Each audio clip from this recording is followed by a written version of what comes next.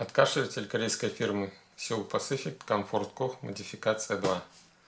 Передняя панель выглядит таким образом. Здесь выход пациенту, кнопка старт-стоп, кнопка выбора меню, кнопка управления в ручном режиме, меню и подтверждение выбора. На задней панели есть фильтр. Фильтр входа пациента. Он выглядит вот таким образом. Его надо мыть по мере загрязнения, но не реже, чем раз в 2 недели. И менять один раз хотя бы в полгода. Здесь имеется разъем для считывания данных, разъем для подключения педали управления, а также в некоторых модификациях есть разъем для подключения датчика SPO2. Кнопка включения-выключения, а также его отличительная особенность — это наличие уже в базе батареи. Вот такая батарея, ее заряд можно посмотреть, нажав на эту кнопочку.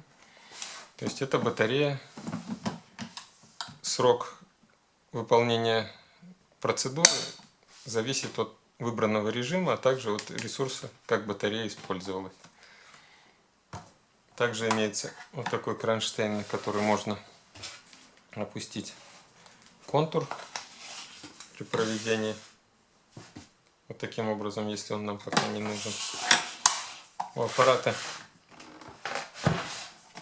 имеется SD-карта, на которую он пишет. Вот здесь. То есть все терапевтические данные тоже записываются на SD-карту. Включаем.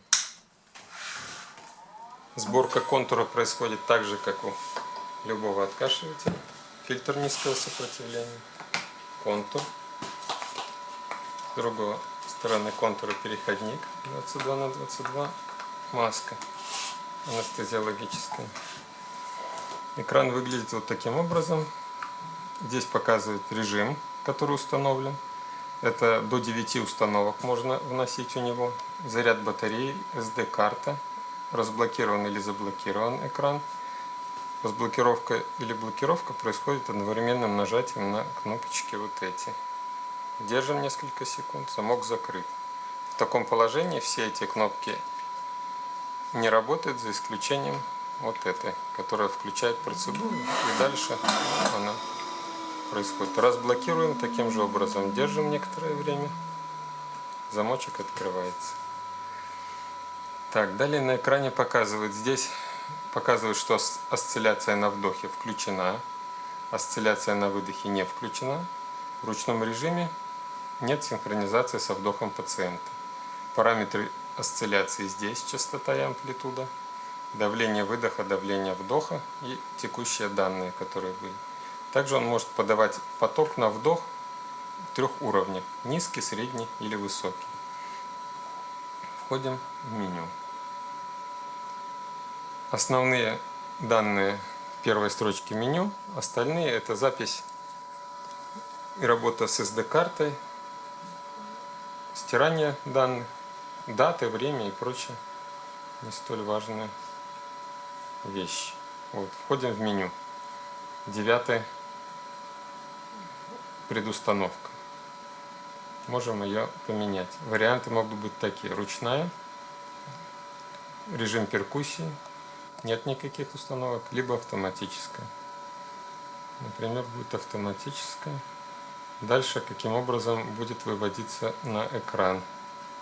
Можно сделать, чтобы был график. Сейчас мы установим какие-нибудь параметры. Синхронизация с дыханием пациента. Может быть 9 уровней синхронизации, либо может быть она выключена. 9 — это самая грубая. Единичка — это при малейшем дыхании он начнет процедуру. Работает, еще раз повторю, только в автоматическом режиме. Также можно задать давление вдоха, поток. Он может быть низкий, средний или высокий. Ставим средний. Время вдоха, параметры выдоха и параметры осцилляции. Осцилляцию можно сделать либо на вдохе и выдохе одновременно, либо выключить только на вдохе, только на выдохе. Выходим двойным нажатием на кнопку меню. Вот так выглядит сейчас это меню и можем запустить аппарат. Это будет показан график.